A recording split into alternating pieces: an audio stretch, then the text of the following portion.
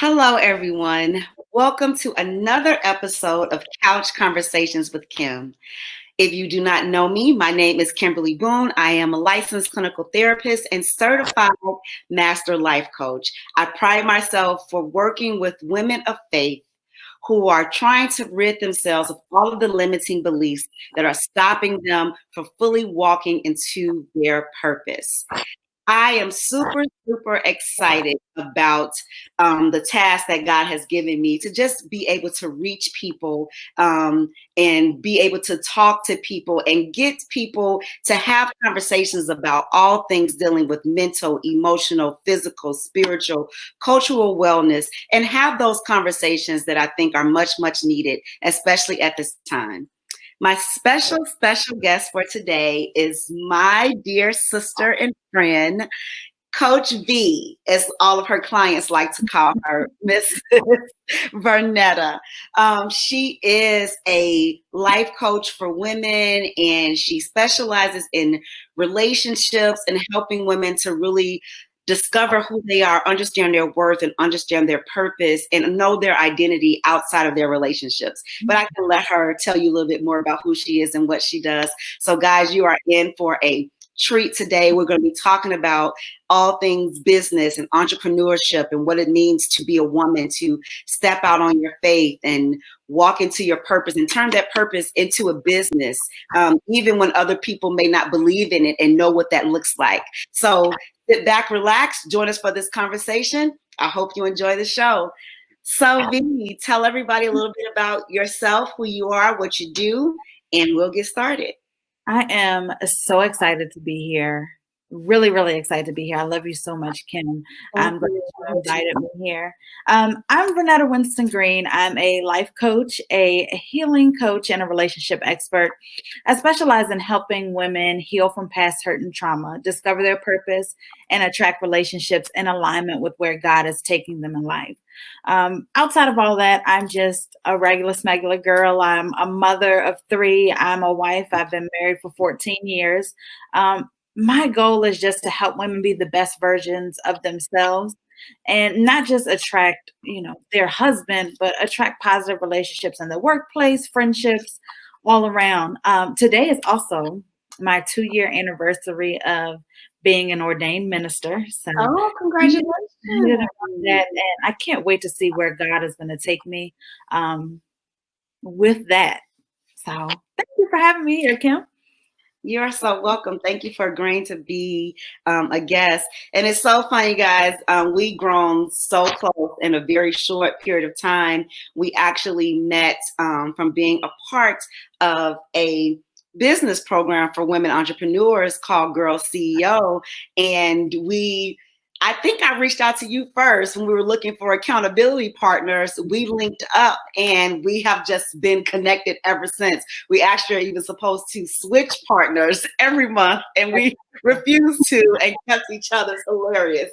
And now we've developed this friendship and this sisterhood that I'm just very excited about. But so for our conversation, as women, we wear so many roles and so many hats.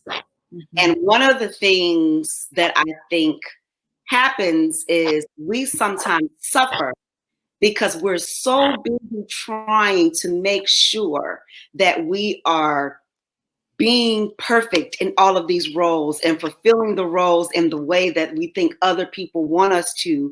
And sometimes we're not actually doing even the things that we really want to do.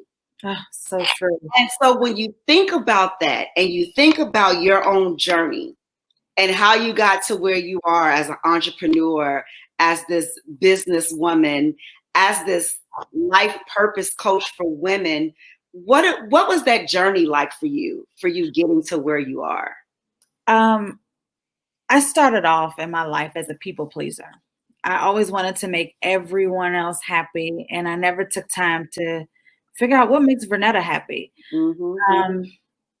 It took me just going through so many different things. A lot of people don't know that I'm a licensed practical nurse.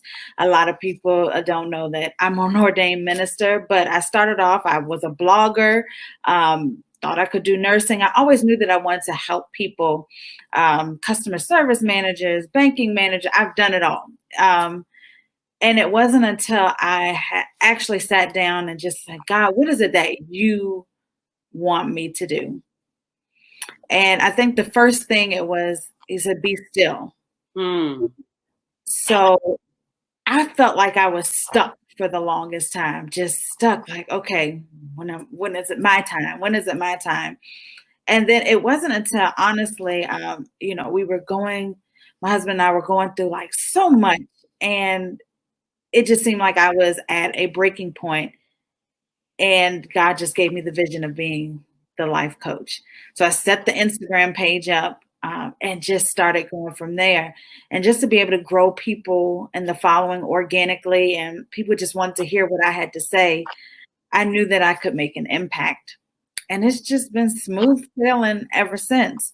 But I had to realize, because I always thought, nobody's gonna want to listen to me. Who am I? I've been through so much. Life has knocked me down. But then I realized that, God doesn't operate through the qualified. He chooses the unqualified. Yeah. And, I look at, Moses, and I look at the disciples, and none of them were perfect. They were alcoholics. Mm-hmm. They were thieves. They were tax collectors, everything that, today's society may shun themselves upon it. But I just thank God for putting me in a position to show people that great things come from imperfections. I love that. And I love how you highlighted that great things come from imperfections, and how God, specialized in using those people who were less likely to be picked because of their background to do his greatest works and to do great things. And I think if we can remember that, that will help us to not try to be so perfect and to not suffer from imposter syndrome, especially in business as women, and in this world of coaching, that we're both in, and therapy, and just helping. If you are helping someone in any kind of capacity, you always tend to look at someone else. You look at somebody else's ministry and see, oh, how it's thriving, and people are coming to them, and why aren't they coming to me? Are they listening to me? And I didn't get a lot of likes on this, and I thought it would get more attention. And oh, they have 30,000 followers, and I have 2,000. And we do all of this stuff where we're so busy comparing that we don't even acknowledge the gift that God has given us, and recognize that what he has given me is more than enough. Right. And my gift and what's given me is for me. It's not for thee. And so you looking at me and trying to emulate what I'm doing is really smacking God in the face and saying, what you're giving me is not good enough, because I want what you gave her. And I look at it too, I'm glad that God spared me from, I don't want to be like anyone else. I don't know what their journey was to get to where they are. Yes. God probably protected me from a whole lot that he knew that would break me, by just having me right where I am, right on the path that I am. So, what God has for me, it is for me. It sounds cliche, but it's true. Whatever path he has me on is where he wants me. And I'm glad that he protected me, because, I listen to a lot of women's stories with the 100,000 followers and the million followers. And if I had to go through some of the stuff they went through, I wouldn't have made it. So I thank God every time I hear someone's story. I'm like, thank God for saving me. Thank God for sparing me to have to go through that. So I'm grateful, whether I can impact 1 or 1,000. Yes. As long as I'm doing the work of the kingdom, I'm good. Yes. And even in that, having 100,000 followers, 1 million followers, doesn't mean that it's turned into conversions either. It's people that's just following you and liking a page every now and then, but it doesn't mean that their business is favored because of the followers. Sometimes people just follow you just to be a looker, to see what's happening, to be nosy, and to kind of get up in the business, but it doesn't mean they're really supporting you. And I think we forget that part, especially when it comes to this day and age, and how social media is really what's driving people's businesses and driving our world. And during this pandemic, that's what we have to depend on and lean on right now to get our word out, to get our message out. And as a result of that, so many people are looking, but it doesn't mean that people are really picking up what's being put down, like people say. And if I start to focus on what everybody else is putting out there and what it looks like people are doing, I'm going to get so wrapped up in them and their messaging that I'm not going to be able to hear from God and the message he's given me to give the people. Yes. And so we have to constantly remind ourselves, whether it's in ministry, in business, in life, whatever your role is, that you have to think about what your assignment is. It's not what you think that the people want. It's what you know God wants from you. It may not be popular. It may not be favorable in the eyes of everyone. But if you're obedient and do what he's called you to do, everything else will fall into place. Exactly. And I know I have a friend who she's stepping out into the coaching industry, and she's like, well, this person has all these followers. And I'm like, well, did they buy? Mm-hmm. It does do that. What type of money are they making? And it's not about, for me, people think I'm crazy. And I've had, different coaches that it's all about the dollar. And for me, it's about impacting people's lives. Yes. I know that, God's going to make a way. Even with my yesterday, I was about to give up, and God still showed himself faithful through you. Mm-hmm. And, it's not about the money, but if you're doing what he's called you to do and you're doing his works, he's going to make sure that you're taken care of. Right. So all about, and all money ain't good money. Exactly. And we also got to think about too, we want all this stuff and this fame and this fortune and what we see other people have, but we don't want to put in the work. Because the other side of that is, it's not just going to show up. Now, it's not saying that God can't bless us out of nowhere and stuff just happen. We get that phone call, that check in the mail. God can do whatever he wants. But at the same time, though, we have to be able to step out on faith and show up for ourselves to give him room to move in our lives and on our behalf. And a lot of times we don't want to do the work. We don't want to do what's necessary to get to where he's called us to be. If he's giving me something and he's giving me this business and he's saying, Kim, I want you to start Mental Chatter. I want you to do this podcast. I want you to get these clients for therapy. Now I want you to do a coaching program. And if I sit back and say, okay, God, but don't do nothing else with it, then what good is it? He's giving it to me and I'm sitting on what he's giving me. And now there's people who will not be blessed. There are people who will not be fed. There are people who may miss God because I was the vessel to get them there, and so we forget about the details and the work that we have to do to fulfill whatever it is he's called us to do. And we always talk about purpose and walking in your purpose and walking in your calling, but with purpose sometimes comes pain. With purpose, there comes trial. With purpose, there's passion. And are you passionate about the thing that God has called you to do? You should be, but sometimes we're fighting against it because we want to go another route. We want to do what we want to do. Yes, and the way we want to do it. And the way we want to do it. And I always say, we go back to faith without work is dead. Yes. You can have the faith, but are you working? Mm-hmm. You have to put in the work. And I think people look at, and that's where social media is so tricky, because people see, the nice cars and the nice homes, and how people just show up on camera like they have it all together. But the work that they had to put in to get there, the stuff that they had to go through to be a testimony, to be a blessing to other people, that's what we don't see behind the scenes. And that's why I try to be so transparent in everything that I do. Like, it took me a lot to get here. I've been through some stuff. Mm-hmm. And, I'm just glad that God has me here now. And I know that he's not finished with me yet. And I know that it's probably not going to be the last thing I go through. But I know as long as I have him, that he's going to carry me through, and he's going to make sure that I get to the other side. Yes. And I will endure whatever I have to endure as long as I can be a blessing to somebody else. Yes. And I think that's key. If we think about that, we are called to be a blessing to other people, to not just wait to be blessed. If we take, like what you said, the money aside and just think about what the calling is and what the assignment is, God will take care of the rest. He's not going to have his people suffering. You know what I mean? Mm-hmm. And And so at the end of the day, you may go through trials, you may go through tribulations, but God has not left you. Mhm. Oftentimes we don't feel him because we've left him. Mm. We decide to seek other things out and not look to him until there's nothing else left.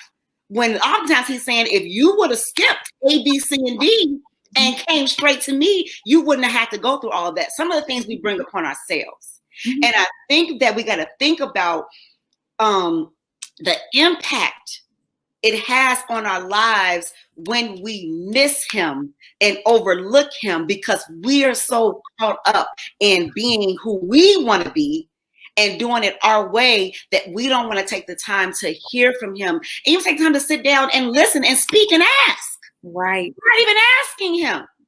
And I think too, people always say, God wouldn't put more on me than I can bear. And, I know that God is doing this, but sometimes you put yourself in that mess.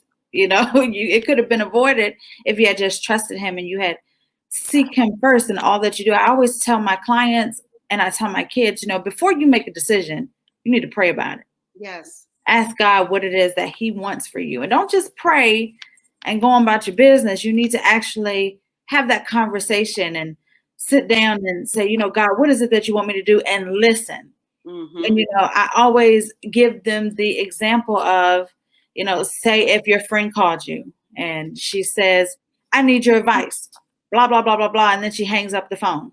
And you're like, well, you didn't give me a chance to say nothing. That's Right. what we do with God. Yes. We say our prayers and we get up and go about our business. We're not listening to him. And then you're like, God, where are you? Well, if you had just been still and listen, you can't just talk and leave and expect him just to work it out. No, you have to be able to listen to him and hear for his voice and spend time with him and spend time in his word. Right. And because he's waiting to lead us, he's waiting to guide us and show us the way, but we don't give him the opportunity to. Right. He wants to send us to the right people, connect us to the right people, bring us, in the right circle of people to help us get to where he's trying to take us. But we don't take the time. We don't even want to invest in ourselves. Right. We want to go out there and start something, expect it to just come to us. But the minute someone say, well, I can help you, but it's going to cost this, you want it to be free. Mm-hmm. You want everything to be given to you. Don't want to work for anything, but there's a cost for everything. Even if it's a good cost, there's still a cost that had to be made. There's a price that has to be paid for where you're trying to get to. Jesus had to pay the price for us. Yes. To be free. He had to endure all that pain and suffering, dying on that cross in order for us to not have to go to hell. And we can't spend 5 minutes to sit in prayer and silence to listen and hear what he has to say. In the beginning, I never really understood you have to invest in you. I always thought it was more so of, oh, these coaches want money. And, I just never understood it. Then I invested with the wrong person. Mm-hmm. And I'm like, okay, this was a prime example. I wasted my money. And God said, you didn't waste your money because in the next week, I tripled my return. It's about faith. It's just like tithing. You give your 10% and God is going to always bless you. When you invest in you, you're going to see a return. You just plant that seed and watch it grow. Yes. I realized that it's not about who I work with. It's about me just having that faith and stepping out on faith and saying, okay, God, I believe in you. This person, you've called them to do this. Let me put my money into it and watch you work. Yes.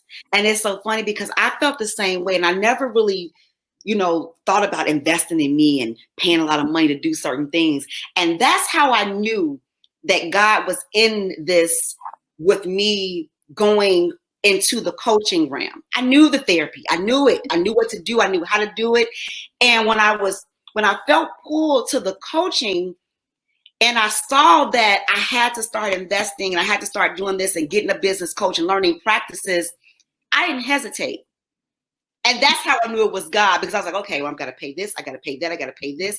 And the more I started to invest in myself and pay attention and really start to put in the work, God started showing me all these people on social media. I didn't even know it there.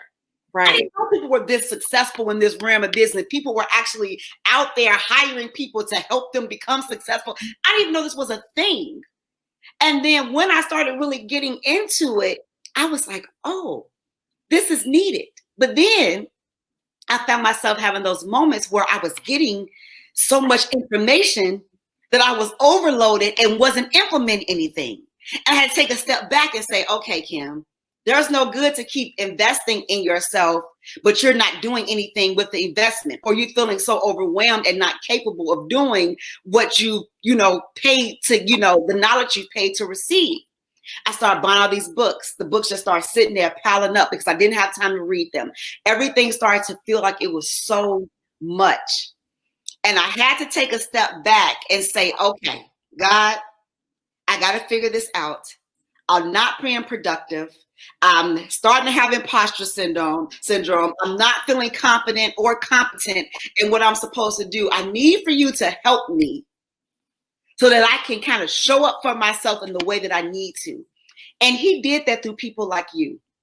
When I kept feeling like my words were just regular and not impactful, and you would tell me, oh my God, that inspired me. You'll write under my post and someone else will message me or inbox me that I didn't know, and they'll say something, how grateful they were for what I did. I have to say, okay, God, let me begin again to start trusting what you put into me and stop thinking that it's not enough because I keep looking at other people and what they're doing and what I think I should do. And when I did that, I started taking the investing in me more serious. And it became more than investing in people to help grow my business. It was literally investing in me.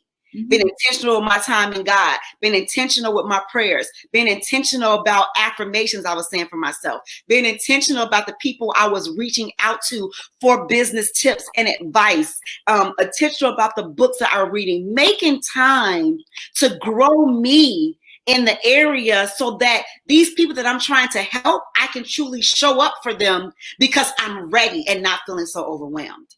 And I think we miss that. We do. And, I was telling somebody, they were like, you spend all this money, why keep spending the money? What are you spending the money for? And I'm country. So I said, if somebody was to go out and plant a garden, they're not going to just go in the field and say, God, I want string beans, and they're not going to plant anything to get them.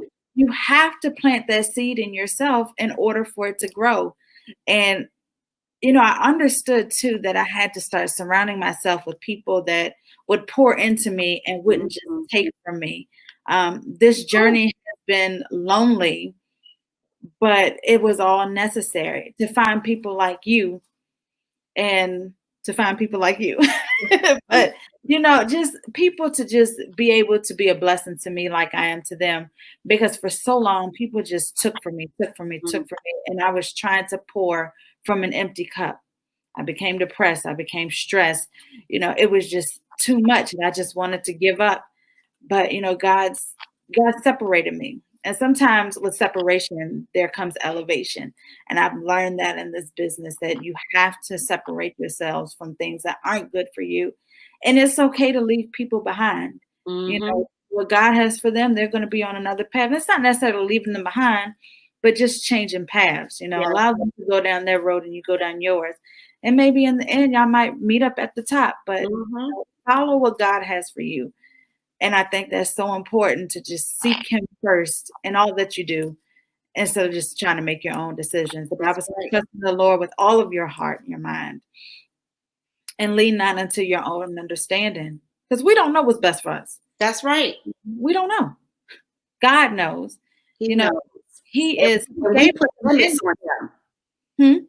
We put limits on him because we can't even comprehend the things that he has for us. And we shortchange ourselves saying, God, I only want this little thing. And he's like, well, I'm trying to give you this. You don't want that? Okay. But you have to see the vision. That's where your faith comes in. If he's telling you you're going to have this, this, and this, don't say you're not going to have it. Just say, God, I trust you. It's just that simple, just to say, God, I trust you. And it's, my coach, Maya Elias, she did a live today and she said something that was really good. She was talking about affirmations and she said, you have to be intentional with your affirmations and be specific about the thing that you want. So don't just say, oh God,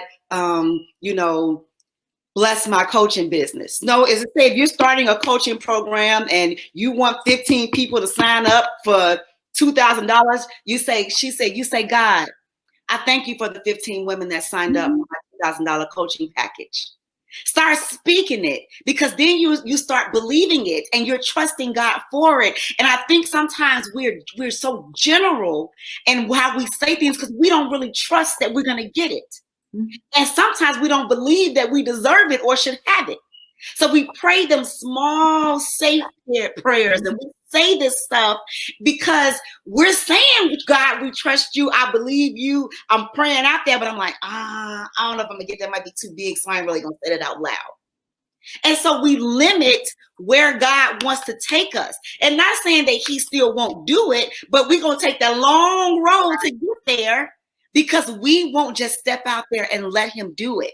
I remember when I was starting the podcast, and literally God gave that to me. I had never done a podcast, never been a guest on somebody's podcast, just listened to podcasts.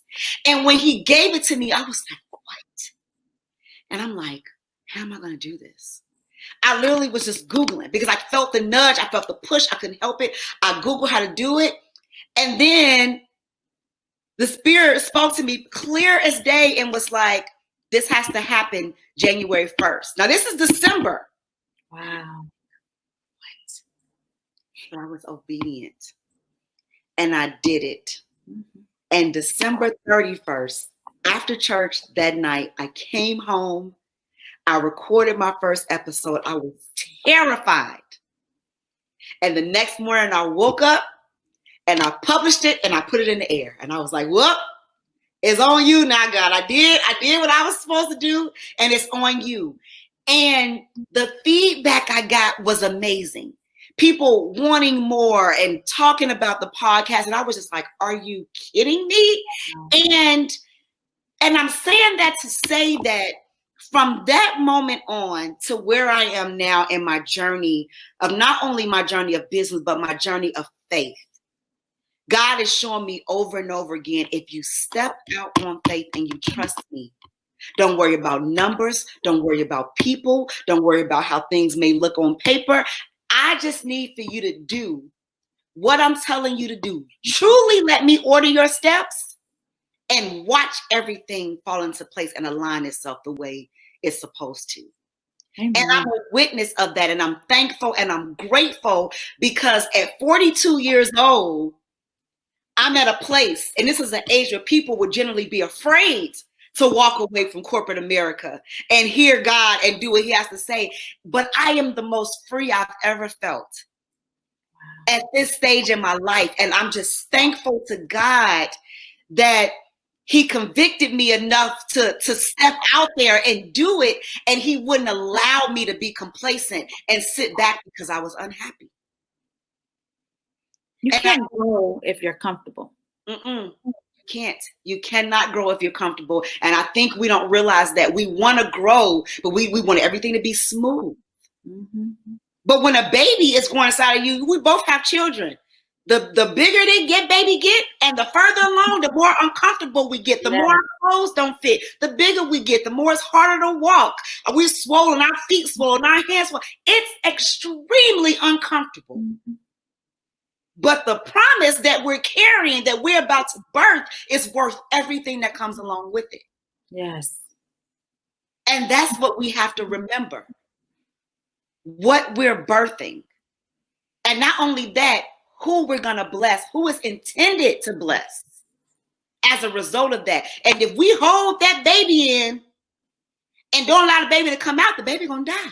Right. The baby has to be able to come out and be birthed. If not, it will suffocate. And I wonder how many of us as women is suffocating or have suffocated our purpose and our promise because of fear, because of limiting beliefs, because of other people, because of uncertainties, because we are afraid to trust God. Because of other people. That was my thing. What will people think instead of what would Jesus think? What does he want? Obedience is my word that I go to. There's a blessing in obedience. You Mm-hmm. know, you know, right now, you couldn't tell me that I don't live in a 4,500 square foot house.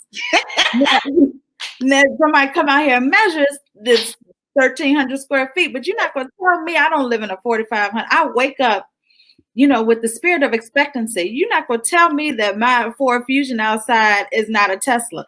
Mm-hmm. I'm speaking it into existence because I know that my blessings are coming, and He's an on-time God, and my turn is coming. Yes. But in due time, I'm going to reap the reward. But right now, I'm going to just keep plowing the field. Yes. Keep plowing the field. And that's what we have to do. We have to keep plowing the field, and we have to not give up. And we have to trust that we will reap the harvest. Mm-hmm. And I think that's the thing. We're so anxious. And the Bible says be anxious for nothing, but we're so anxious. And we want things right now in our own timing. This is a microwave society that we live in. We don't want things to go in the oven. And we definitely don't want to go in the slow cooker, the crock pot, because that takes too long. We want it right now. When it comes out, it's so tender. It's so tender. So tender. It's so good. The juices all come in together and the flavors go together perfectly in that crock pot because it's simmered and it cooked low over hours. And we don't remember that. We forget that piece. That simmered life, let all them flavors and juices come together is what God wants for us. Not that quick, instant fix because it's not really satisfying. It's just how we mothers talking about slow cookers and crock pots. Yeah.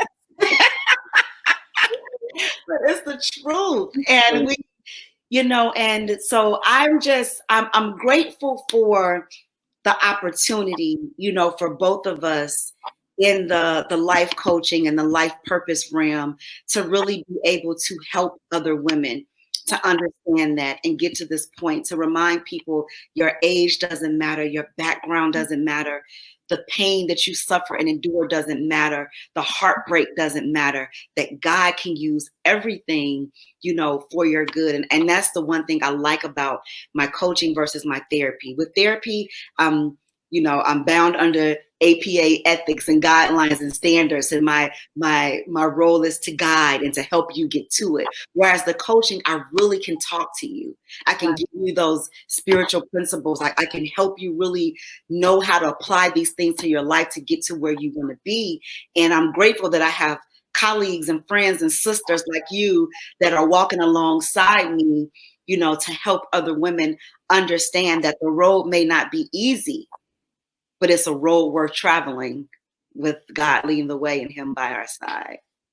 That's why I always say that, you're not by yourself. If you're going through, we're doing this together. That's right. That's right. And I just thank God for you because sometimes I'm just like, Lord, I'm just alone. Mm-hmm.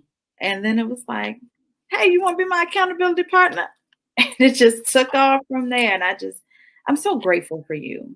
Thank I'm you. just so blessed I am blessed. Truly, I am blessed just to have you in my life. And I'm thank you for blessed to have you. Thank you too. I really am. And for you, you don't know what it means to me when you just text me and be like, "Hey sis, how you doing? Checking on you." Or when I was having those couple of rough days and you were calling, pushing me and encouraging me and talking to me, that means so much. And as women, we need that. We need that circle of people that can keep us accountable, but they can also encourage us and uplift us, that can laugh with us, that can be sad with us, cry with us, that can just be there with us and really have our best interest at heart. If anything, that's one thing that we're missing, as women, that true sisterhood, recognizing that we don't have to be in competition with each other, that we can help each other, that we can grow with each other, we can nurture each other, be support for each other, and really be what we need to be for one another. Right. Absolutely. Because with me, I just feel like if you're not winning, how can I feel okay with that? And I don't understand like the cattiness and I got to get one up on her. Not like, no, We as Black women go through so much as is. We should be able to come together and lift each other up because the rest of the world isn't going to do it for us. Mm-hmm. If you find that person, you find that sister, connect with her, and y'all go on the journey together, uplift each other. What you don't have, I may have. What I don't have, you may have. But together we'll grow, and Yeah. together we'll grow in Christ, and together we will continue to move and walk in our purpose. Yes. Well, I think this may be a great place to stop. Mhm.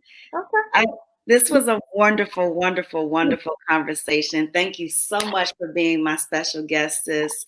I'll probably have you back again later on because we always end up talking and doing something, in Instagram Live or anything. But of course, we'll definitely keep connecting.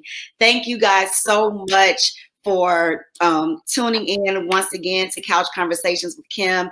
If you actually have any questions about anything that we talked about or wanting to link up with either one of us to talk about emotional wellness and purpose and looking for a life coach that's a woman of faith that can help you on this journey, please feel free to reach out to either one of us. You can email me at Kimberly@mentalchatter.com. And if you want Coach V in particular, I can link you right to her and get whatever it is that you need. We're here to help each other and support one another. So if you need anything, you have any questions, please don't hesitate to send me an email.